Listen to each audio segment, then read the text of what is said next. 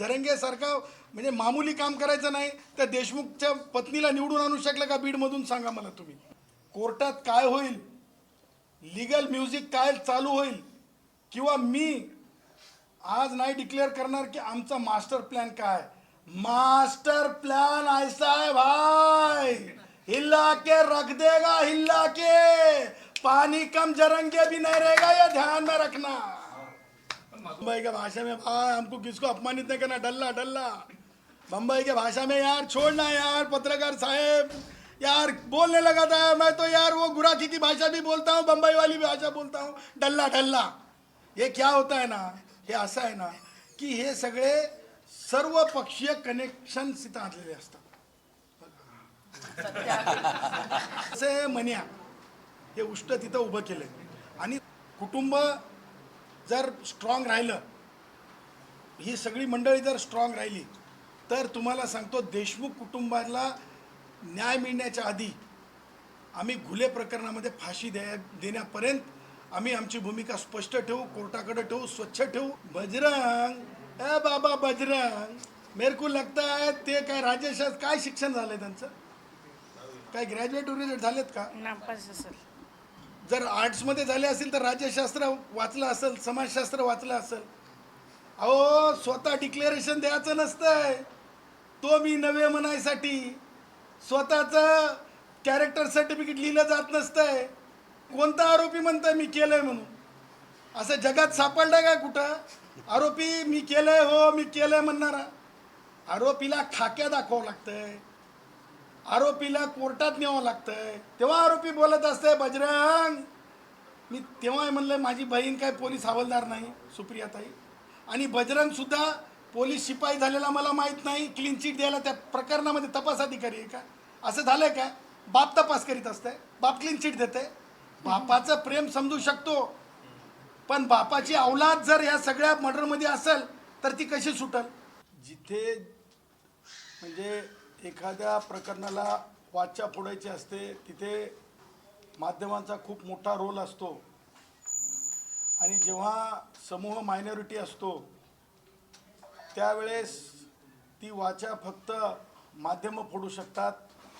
घुले खून प्रकरण असो की महाराष्ट्रातील जरंगेकडून होत असलेले अन्याय अत्याचार असो, ह्या बाबी प्राखर्यानं छोट्या समूहातले, ओबीसी समूहातले, भटक्या विमुक्तांच्या समूहातले नेतृत्व जरी थेट समोर येऊन बोलू शकत नसले तरीसुद्धा आजच्या सोशल मीडियाला, मेनस्ट्रीम मीडियाला, त्याचबरोबर जे कोणी म्हणजे माध्यमांमध्ये ॲक्टिव्ह असतात त्या सगळ्यांचं खरोखर कौतुक. आज आपणाला सांगू इच्छितो की ज्या प्रकारे एक मनोवृत्ती तयार होत आहे आणि ती तयार केली जात आहे, हे डेलिब्रेट ॲक्ट आहे. मनोज जरंगे नावाचा एलिमेंट, एक ज्या प्रकारे करोना नावाचा, मी म्हणत नाही कोणाला उपहासात्मक, परंतु असा आरोप होत होता की करोना नावाचा व्हायरस ज्या प्रकारे चायनामध्ये डेव्हलप केला गेला तशाच प्रकारचा कायद्यामध्ये सुद्धा व्हायरस असते, तशाच प्रकारचा वैचारिक व्हायरस मनोज जरंगेच्या निमित्तानं महाराष्ट्रात पसरवला चालला आहे. आता तुम्ही म्हणाल की ह्या व्हायरसचं नेमकं कर्तव्य, मुख्य कर्तव्य काय आहे, तर मला तुम्हाला सांगायला, मी कधीसुद्धा म्हणजे निडरपणे बोलणारा माणूस आहे, थेट नेट डंके की चोट पे बोलणारा माणूस आहे, आणि काही सुधार असेल तर जयश्री पाटील मला सांगत असतात, हे तुम्हालाही माहिती आहे पत्रकारांना. हे सगळं करण्याचा जो डेलिब्रेट घाट आहे, ज्या प्रकारे महाराष्ट्रातले सत्तेतले मराठा मंत्री असोत, मग मी नावे घ्यायला घाबरत नाही, विखे असतील किंवा आणखीन कोण कोण असतील, त्यांनी समोर येऊन माध्यमांना सांगावं सत्य काय ते, पण मी नावं घेतोच आहे.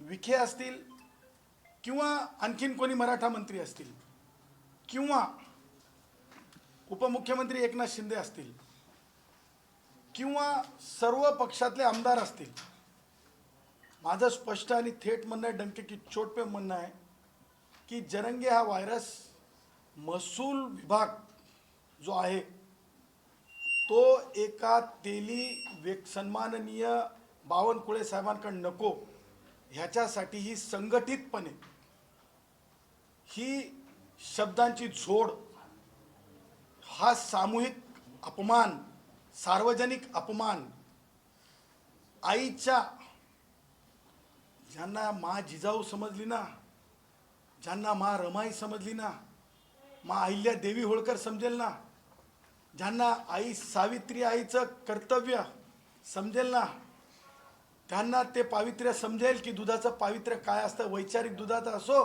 की मातेच्या दुधाचं असो. खिल्ली उडवण्यासाठी नसतंय. हा माणूस ज्या प्रकारे व्यक्त झाला माननीय बावनकुळे साहेबांच्या आईच्या बाबतीमध्ये, याच्या मुखातून म्हणतात, श्रीमुख म्हणतात, याच्या मुखातून शेण गळत होतं, विष्ठा गळत होती असं वाटत होतं. अत्यंत नीच पातळीवर गेलेला हा माणूस. सांगायचं तात्पर्य, हे व्हायरस डेव्हलप केला चाललाय. ह्याच्यामध्ये नॉन मराठा महसूल मंत्री नको, हा मुख्य उद्देश आहे. आणि हा केवळ तुम्ही म्हणाल की विरोधकांचा आहे का, तर नाही. हे टेंडर मनोज जरंगेला, हे कॉन्ट्रॅक्ट मनोज जरंगेला, ह्या नासक्या विचाराला, ह्या फाटक्या विचाराला, ह्या तुटक्या विचाराला हे देण्यात आलेलं आहे. आणि मग नुसते सन्माननीय बावनकुळे साहेब आहेत का त्याच्यामध्ये तेली समाजाचे म्हणून? माझं कर्तव्य आहे, मला बोलावं लागेल, कारण मी विधान परिषदेची, राज्यसभेची, मंत्रिपदाची झोळी घेऊन भिकारी नाही, किंवा जरंगेच्या लोकांसारखं रेतीचे ट्रॉले चालवण्यासाठी किंवा काहीतरी माझ्यात पडावं PWDचं टेंडर ह्याच्यासाठी माझा जन्म झालेला नाही. माझा जन्म भगवान बाबांचे विचार, माझा जन्म भारतरत्न डॉक्टर बाबासाहेब आंबेडकरांचे विचार पुढे नेण्यासाठी झालेला आहे. हा आता नुसतं बावनकुळे साहेब आहेत का, तर नाही. तर हा ठरवून मुख्यमंत्री महोदयांना का बोलतो? याला आतापर्यंत हा ज्या प्रकारे व्यक्त झाला मुख्यमंत्री महोदयांच्या, का तर जस्ट बिकॉज मायनॉरिटी ब्राह्मण आहेत, ह्या देशामध्ये ब्राह्मणांना जी म्हणजे हे आहे समानता, ती मराठ्यांना आहे, तीच बौद्धांना आहे, तीच वंजाऱ्यांना आहे, आमच्या भावांना, तीच बंजाऱ्यांना आहे, सगळ्यांना समान आहे. मग हा सार्वजनिक अपमान का करतो मुख्यमंत्री महोदयांचा? तर मुख्यमंत्री पदी सुद्धा मला म्हणायचं नाही की त्याच्यामध्ये किती रोल आहे कुणाचा, एकनाथ शिंदे साहेबांचा, सन्माननीय उपमुख्यमंत्री महोदयांचा, परंतु कधीतरी उपमुख्यमंत्री महोदय एकनाथ शिंदे साहेब, मी परत आज या बीडमधून पुनरुच्चार करतो, ठाणे का रिक्षा, ठाणे का रिक्षा, ठाणे का रिक्षा म्हणल्याबरोबर ब्रीच ऑफ प्रिव्हिलेज आलं. परंतु कोणत्या तरी आईचं, तेल्याची आई आहे, काहीच किंमत नाही का? मी बोललो, काय बोललात तुम्ही? मनोज जरंगे, तुला असं बोलता येणार नाही, बोलशील तर याद राख, ब्रीच ऑफ प्रिव्हिलेज नाही का? हे सगळं ठरवून व्हायरस डेव्हलप केला चाललाय. व्हायरस डेव्हलप करण्याची एक पद्धती असते, ती लॅबोरेटरी पद्धती असते, ही पॉलिटिकल पद्धती आहे. आणि म्हणून नुसतं मुख्यमंत्री महोदय आहेत का, तर नाही. संजय शिरसाट सारख्या मंत्र्यांना टार्गेट का टार्गेट आहेत? कारण सिंपल आहे. धनंजय मुंडे साहेबांना इथं नको होते, कारण भटक्या विमुक्तांचे होते. धनंजय मुंडे साहेब नको होते. भटक्या विमुक्तांच्या दारावर कसं जायचं मराठा म्हणून? काढा, काहीतरी करा, काहीतरी करा. काय काय ठेवले नाव, आका, काय काय काय काय ठेवलं. त्याच प्रकारे संजय शिरसाट यांच्या मतदारसंघात जर ते पालकमंत्री असतील, तिथं नको संजय शिरसाटांचा कोणत्याच कामात हस्तक्षेप. Tender contract, tender contract, tender contract, रेती उपसा, रेती उपसा, हे सगळ्या उपद्रवी गोष्टी आहेत. आणि हे ठरवून हे जरंगे व्हायरस डेव्हलप केलं गेले. आणि हे व्हायरस एका प्रकारे ह्या नुसत्या महसूल मंत्री पदावर किंवा मुख्यमंत्री पदाच्या बाबतीत हे व्हायरस काम करणं झालंय, हे डसणं झालंय. आणि ह्याच्यावर कोणी प्रतिक्रिया देत नाही. विखे पाटलांनी प्रतिक्रिया दिली का? आम्ही विखे पाटलांवर जेव्हा बोललो खड्ड्यावर त्यांच्या मतदारसंघातल्या, त्यावेळेस विखे पाटील आम्हाला काय म्हणतात की तुम्हाला खूप लांब राजकारण करायचंय. जरंगेला मांडीवर घेऊन बसले का? एवढं बाष्कळ बोलल्याच्या नंतर, एवढं घाणेरडं बोलल्याच्या नंतर अरे म्हणतात, अरे तुझ्या काय डोक्यात शेण गेलंय का म्हणतात, तुझ्या डोळ्यात तुझ्या अरे काय माती पडली का म्हणतात. आमच्या गुराखी साहित्यामध्ये बोलले का विखे पाटील? आम्हाला जशी समज देतात, आम्हाला जशी सूचना करतात, समज काय देतात ते सूचना करतात, तसं जरंगेला बोलले का कडक भाषेत? नाही नाही तसं बोलू नये, नाही नाही तसं बोलू नये. अरे तुम्ही माध्यमांकडे बघताना सुद्धा जरंगेला वाईट वाटेल म्हणून नाही नाही तसं बोलू नये. मी तुम्हाला सांगतो, आजच्या नंतर जे जे जरंगेला मंत्री मराठा समाजाचा म्हणून डोक्यावर घेत असेल आणि ते व्हायरस डेव्हलप करत असेल, आम्ही ठरवलंय जरंगेनं जर 52 कुळ्या म्हणून जर अपमान केला तर एकनाथ शिंदे म्हणून मी अपमान करीन. ह्याच्यानंतर जरंगेनं जर 52 कुळ्या म्हणला तर एकनाथ्या म्हणून अपमान कराल. या बीडच्या मायभूमीतून सांगत आहे, भगवान बाबाच्या पवित्र विचाराला साक्ष देऊन सांगत आहे. कारण हे व्हायरस किल करण्याची दवा आहे. वॅक्सिनेशन तयार करत आहे मी. मला समजलंय जशास तसं उत्तर दिलं तरच वॅक्सिन आहे या व्हायरसचं. ह्याच्या नंतर 52 कुळ्या जेवढ्या वेळेस ते म्हणाल तेवढ्या वेळेस मी एकनाथ्या म्हणाल, तेवढ्या वेळेस मी एकनाथ्या म्हणाल. कारण हे तुम्ही तयार केले, तुमची जिम्मेदारी आहे याला मॅन करायची, याचा माज उतरायची. ह्याला शेंबड पुसता येत नाही, छटाक आहे. आणि रिकाट कसं करू शकताय? एक छटाक. उदय सामंत आमचे ब्राह्मणाचे आहेत, आम्हाला काही म्हणायचं नाही जातीवर, पण कडक बोलले का? कडक बोलले का? कडक बोलले का? हे सगळं काही ठराविक ठरून आहे. आणि म्हणून हे झालं राजकारणामध्ये.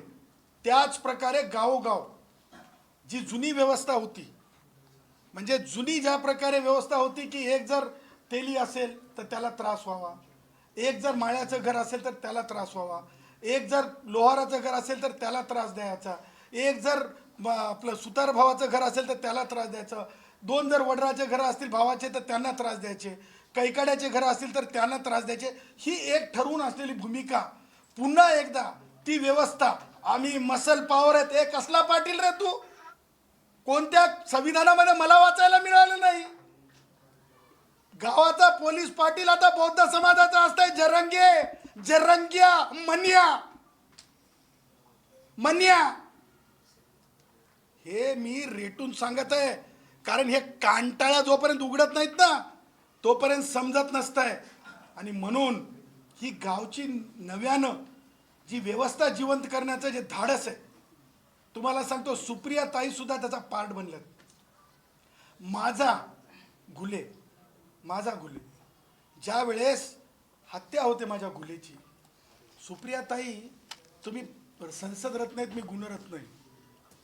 तुम्ही संसद रत्न आहेत, मी गुणरत्न आहे. गुणरत्नाला कळालं की वंजाऱ्याच्या भावाच्या घरी जायचं असतंय, त्या आईला बोलायचं असतंय, त्या गोळा जो मारल्या गेला त्या गोळ्यावर काहीतरी तिला भावना द्यायच्या असतात. तिच्यामध्ये तू काळजी करू नको आई, तुझ्या मुलाला न्याय मिळेल एवढं म्हणण्याचं धारिष्ट नव्हतं. एवढं खासदाराच का ताई? सॉरी, आमच्या याच्यामध्ये गुराखी साहित्यामध्ये पुळका काय कामाचा? एवढा राजकीय पुळका, एका गेलेल्या बाळापेक्षा जास्त राजकीय पुळका काय करायचा होता ताई? आणि म्हणून ही व्यवस्था, हे जे खासदार, काय नाव त्याचं, असे खासदार उजदार आमदार मी नाव ध्यानात ठेवत नाही. बजरंग कोण आहे ते मला असले आमदार मी माहीत नसतात, कारण मी लय कमी बोलतो, लय थेट बोलणारा माणूस आहे.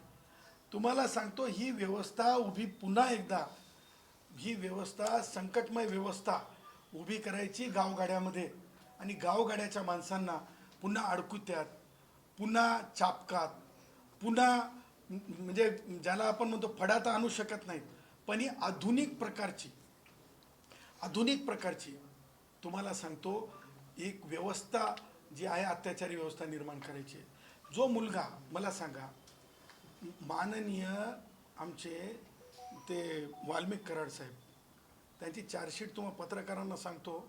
एक दिवस आपण त्या चार्जशीटवर आपण तुम्हाला सांगतो, विधी महाविद्यालयाच्या विद्यार्थ्यांचा जर आपण परिसंवाद ठेवला तर मूट कोर्टामध्ये त्या चार्जशीटवर असं निघून येईल की ह्या प्रकरणामध्ये एवढे दिवस अटक ठेवणं म्हणजे चुकीचं होतं.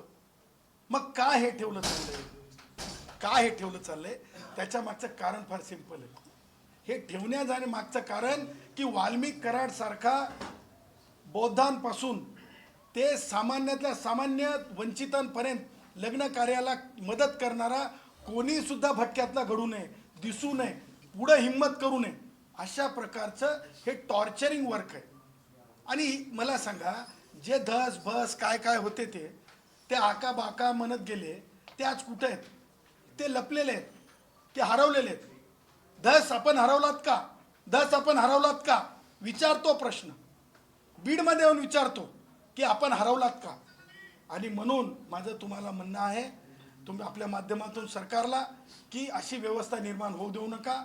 आणि घुलेंच्या बाबतीमध्ये सांगायचं झालं तर आज सन्माननीय सानप साहेब असतील, सन्माननीय आमच्या ताई असतील, सन्माननीय जे आमचे ओबीसीतले, आमचे भटक्या विमुक्तातले, जे राजकारणाच्या पलीकडे, आम्ही सगळे राजकारण म्हणजे हे सगळी राजकारणी मंडळी असू देत, मी बिगर राजकारणी माणूस आहे, जयश्री पाटील बिगर राजकारणी आहेत. आम्ही यांच्यासाठी सेवक म्हणून, घुलेंचे सेवक म्हणून, भगवान बाबाचे शिपाई म्हणून, भगवान बाबांचं कार्य पुढं नेण्यासाठी म्हणून आम्ही जे जे करता येईल न्याय देण्यासाठी आम्ही ते करण्यासाठी कटिबद्ध आहोत. आज माध्यमांना आम्ही पुन्हा एकदा हेच सांगत आहोत की एक आमचा मास्टर प्लॅन तयार आहे. तो मास्टर प्लॅन आम्ही 8 दिवसाच्या नंतर, बरोबर 8 दिवसाच्या नंतर आम्ही जाहीर करू. आणि त्या 8 दिवसाची आम्ही मोहलत दिलेली आहे. 8 दिवसामध्ये जर ही वस्तुस्थिती सत्य असताना, एक लक्षात ठेवा, वाल्मिक कराड साहेबांना जसं अरेस्ट ठेवल्यामुळं जजमेंट जेव्हा येईल तेव्हा कंपन्सेशन सुद्धा द्यावं लागेल, त्याच प्रकारे तुम्हाला सांगतो, डिले झाल्यामुळं त्या याच्या पोराला, त्या काय त्या औलादीचं नाव, बजरंगचं पोरगा, काय ते बजरंगचं पोरगा सौरभ, त्याला उशीर झाला कारवाईला म्हणून जर उद्या न्यायालयाने ताशेरे ओढले तर ती जिम्मेदारी आमची राहणार नाही. आणि म्हणून आम्ही सरकारला सुद्धा विनंती करत आहोत की तातडीनं हे 8 दिवसामध्ये, जर बरोबर आहे की म्हणजे माननीय पोलीस महासंचालक साहेबांनी तातडीनं CIDला तपास दिला, आता SP-कडे तपास नाही, तरीसुद्धा SP-च्या कर्तव्यांची कसूर असेल तर त्या बाबतीमध्ये चौकशी होईल विविध पद्धतीनं. मला अपेक्षा आहे, भावना सगळ्यांच्या राखल्या जातील. पण येणाऱ्या काळामध्ये 8 दिवसात ह्या गोष्टीला पूर्णत्वास न्यावं, न्यायासाठी पुढाकार घ्यावा. दुसरी गोष्ट, माझी जी भगिनी आहे, घुले भगिनी, त्या भगिनीला तातडीनं नोकरी द्यायची, दिलीच पाहिजे. भटक्या विमुक्ताची आहे, माझी बहीण आहे, भगवान बाबाच्या भक्त आहे, भटके विमुक्त आहोत. या म्हणून मराठा एखाद्या कुटुंबातल्याला नोकरी देणं तातडीनं, का तर ते पानचट बोलणारं त्याच्या भीतीपोटी ताबडतोब नोकऱ्या, ताबडतोब GR. आणि माझ्या बहिणीला, घुले बहिणीला तातडीनं जर नोकरी नाही दिली या खून प्रकरणात, तर जेवढ्या नोकऱ्या दिल्या तेवढे शासन निर्णय माननीय उच्च न्यायालयात मी चॅलेंज करणार. आणि मन्याच्या शिफारसीनं खरं कोण आत्महत्या केल्या होत्या आणि खोट्या कोण दर्शवण्यात आल्या याची सुद्धा चौकशीची मागणी करणार. मन्याला पळती भुई कमी पाडणार. मन्यानं हे लक्षात ठेवावं. मन्यानं हे त्याची उष्टेगिरी लाळ गळेपर्यंत ते छटाकणं आता ह्याच्या पुढं आपल्या मर्यादेत राहावं. आणि जे मंत्री, पुन्हा एकदा आपल्या पत्रकार परिषदेला माझं मत थांबवताना सांगतो की जे कोणी सत्तेतील मंत्री मन्याला मदत करत असतील, मग ते शिंदे गटाचे असोत की भारतीय जनता पक्षातले मराठा मंत्री असोत, त्यांना सांगत आहोत सावधान. किंवा विरोधी उद्धव ठाकरे गटातले आमदार असतील, खासदार असतील, किंवा शरद पवार गटातले असतील, किंवा अजितदादांच्या गटातले जे कोणी असतील, जर मन्यानं एकाही OBC भटक्या विमुक्ताला जर अपशब्द काढले तर मनाला जे जे भेटतात. मग मी तुम्हाला उदाहरणार्थ एकनाथ शिंदे साहेबांचं उदाहरण दिलं, मला त्यांचा अपमान करायचा पण उदाहरण दिलं, त्याच प्रकारचं वक्तव्य आम्ही करत राहू. आमचा भटका विमुक्त आहे त्याच प्रकारे करेल. मान्य आहे का सगळ्यांना आपल्याला? हो, मान्य मान्य. आणि आपल्याला काही प्रश्न असतील तर आपण विचारू शकतो. पण लक्षात घ्या की FIR दाखल झालेला आहे, तेही उशिरा दाखल झाला आहे, तो आमच्यासोबत अन्यायाचा आहे. 2, प्रेत आम्हाला 2 दिवस आमच्या प्रेताची अवहेलना झाली. हे सुप्रीम कोर्टच्या राईट टू डेथ बॉडी जे रोहित चक्रवर्ती विमुलाच्या केसमध्ये हैदराबादच्या विद्यार्थ्याच्या तो प्रकरण खूप गांभीर्यानं घेण्यात आलं, तुम्हाला सांगतो. त्यामुळे अक्षम्य आहे, हे चौकशीच पात्र आहे, हे कंपन्सेशनला पात्र आहे, एखाद्या अधिकाऱ्यावर कारवाईला म्हणजे पात्र आहे. आणि आता CID कडे तपास दिल्याच्या नंतर CIDने जर 1 आठवडा किंवा 10 दिवस घेतले असतील तर ते आउटकम आपल्याला डायरेक्ट डिक्लेअर करणार नाही, कारण ती एक विशेष स्पेशल एजन्सी आहे. तर आमचं म्हणणं आहे की आज जे आम्ही सांगितलं आहे, 8 दिवसाचं अल्टिमेटम दिले आणि आम्ही माध्यमांसमोर जाऊन जरंगेसारखं सटर बटर बोलून आम्हाला की नाही केस वीक करायची नाही किंवा राजकारणाचा फायदा घ्यायचा नाही. जरंगेसारखं म्हणजे मामूली काम करायचं नाही. त्या देशमुखच्या पत्नीला निवडून आणू शकलं का बीडमधून? सांगा मला तुम्ही. ग्रामपंचायतला निवडून आणण्याची लायकी नसलेलं नापास. तुम्हाला सांगतो तसं आम्हाला काही भपकेबाजी किंवा प्रसिद्धीची हाव आमच्या कोणत्याही वंजारी भावाला नाही. आमचे नेतृत्व ठरलेले आहेत वंजारी समाजातले. आमचे म्हणजे पंकजाताई असतील, आमची बहीण, आमचे धनंजय साहेब असतील, तेली समाजातले आमचे नेतृत्व असतील, आमचे म्हणजे जे जे आमचे OBCचे असतील ते सगळे आमचे नेतृत्व आहेत, भुजबळ साहेब असतील. त्यामुळं आम्हाला काही भपकेबाजीचं कारण नाही. आम्ही 8 दिवसाचं अल्टिमेटम दिले. CIDचं रिपोर्ट आम्ही 8 दिवसामध्ये बघू. अल्टिमेटममध्ये झालं नाही, आमचा मास्टर प्लॅन तयार आहे. कोर्टात काय होईल, लीगल म्युझिक काय चालू होईल, किंवा मी आज नाही डिक्लेअर करणार की आमचा मास्टर प्लॅन काय. मास्टर प्लान ऐसा है भाई, हिला के रख देगा, हिला के पानी कम जरंगे भी नहीं रहेगा, ये ध्यान में रखना. हे प्रॉब्लेम आहे, हे खूप मोठा महाराष्ट्रातला खोडा आहे. काय होतंय की जरंगेसारखा नूडल ज्याला म्हणतो की नाही, आता मला शब्द चुकीचा वापरायचा ना, हमारे बम्बई के भाषा में भाई हमको किसको अपमानित नहीं करना, डल्ला डल्ला बम्बई के भाषा में यार छोड़ना यार पत्रकार साहेब, यार बोलने लगा था मैं तो यार वो गुराखी की भाषा भी बोलता हूँ, बम्बई वाली भाषा बोलता हूँ, डल्ला डल्ला. हे क्या होता है ना, हे असं आहे ना की हे सगळे सर्व पक्षीय कनेक्शन्स इथं आणलेले असतात. सर्व पक्षीय कनेक्शन आणलेले आहेत तिथं आणि एक डेटा सेंटर तयार केलेलं आहे तिथं. म्हणजे अकाउंटमधून पैसे गेले की त्या डेटा सेंटरला जाऊन माहीत होतं की हे पैसे खर्च केले, शॉपिंग केली.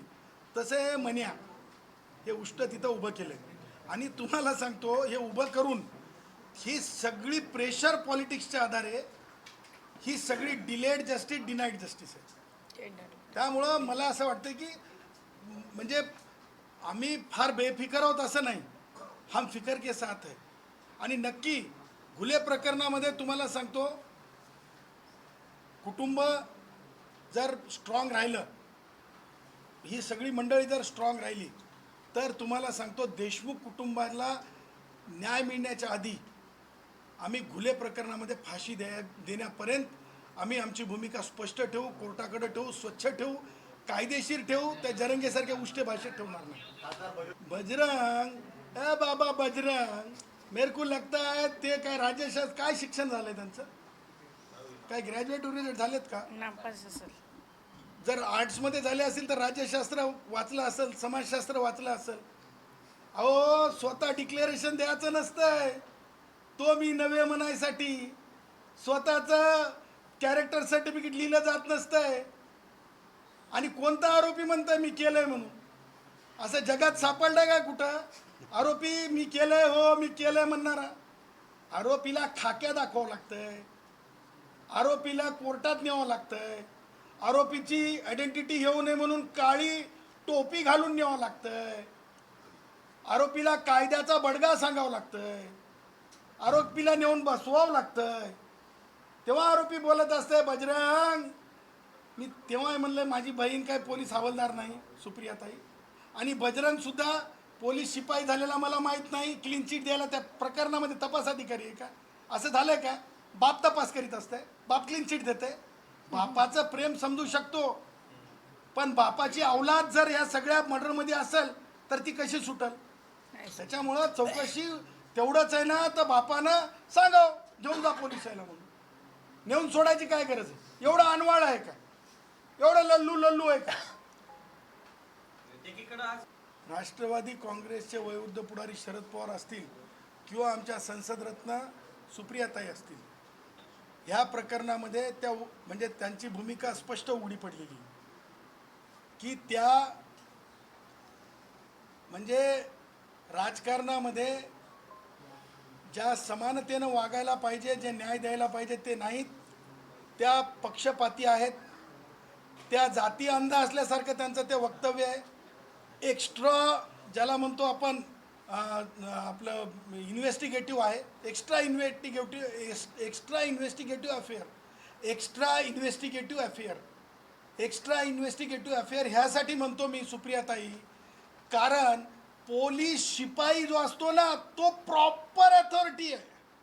एखाद्या प्रकरणात शिपाई सांगतो, शिपाई 302चा रिपोर्ट लिहू शकतो, सुप्रियाताई नाही. सुप्रियाताई तुम्ही कॅरेक्टर सर्टिफिकेट देण्यासाठी, क्लीन चिट देण्यासाठी ज्युडिशियल मॅजिस्ट्रेट सुद्धा नाहीत सन्माननीय, ना तर तुम्ही पोलीस शिपाई नाहीत ना. असाल तर सांगा, मग आम्हाला कळू द्या की सुप्रियाताई, माझी सुप्रियाताई संसदरत्नताई गुणरत्नची बहीण, त्या संसदरत्न मी गुणरत्न, त्यांनी सांगून टाकावं की मी मॅजिस्ट्रेटच्या पॉवरमध्ये आहे आणि मी हे आहे काय म्हणतात ते पोलीस शिपाई म्हणून तपास माझ्याकडे. बघा, आमचा वंजारी भाऊ असेल, आमचा ओबीसी भाऊ असेल, आमचा म्हणजे गावगड्यातला कोणी असो, तुम्हाला सांगतो घिसडी भावापासून ते लोहार भावापर्यंत, बौद्ध भावापासून आदिवासी भावापर्यंत सगळे मायनॉरिटीमध्ये आहेत. कोणीसुद्धा जरंगेसारखे, ताई तुम्ही पत्रकार आहात, सन्माननीय आहात, तुम्ही एक मोठी शक्ती आहात, तुमच्या लेखनीत ताकद आहे. मला असे 5 प्रसंग सांगा ज्याच्यामध्ये जरंगेसारख्या आमच्या बीड जिल्ह्यातल्या कोणत्याही एका नेतृत्वानं जरंगेसारखी बाष्कळ, जरंगेसारखी घाणेरडी, वारंवार घाणेरडी, एखाद्या वेळेस स्लिप ऑफ टंग सोडा, पण घाणेरडी भाषा केलेली. त्याच्यामुळं हे अत्याचार आहे, हे अत्याचार आहे, हे अत्याचार आहे. आणि जातीवाद नाही, हे अत्याचार आहे. 2 जातीतलं ओबीसी कधीच भांडत नाही, ओबीसी कधीच भांडत नाही. हा ठरवून जातीवाद आहे. आणि तुम्हाला सांगतो, आज मराठा भाऊ माझ्याकडे अनेक कॉल्स दाखवू शकतो तुम्हाला मी. मला युवा MPSC करणारे विद्यार्थी सांगतात जरंगेनं फसवलं, कारण 7.5% विद्यार्थी EWSमधून लागत गेले मराठा भावांचे, आज 2%सुद्धा लागत नाही. फायदा कोणाला जरंगे करून देते माहिती आहे? जिल्हा परिषदचे सदस्य, नगरपालिकांचे सदस्य, ग्रामपंचायतीचे सदस्य. फक्त त्यांना राजकीय पोळी जरंगेच्या मार्फत. सांगितलं ना तुम्हाला, data centre Jarange, virus Jarange, आणखीन काय काय पाहिजे? बस झालं ना बीडला आजच्या तारखेपुरतं. व्हायरस, डेव्हलप्ड व्हायरस, अजून काय पाहिजे? चलो नेक्स्ट टाइम मिलेंगे. जय हिंद.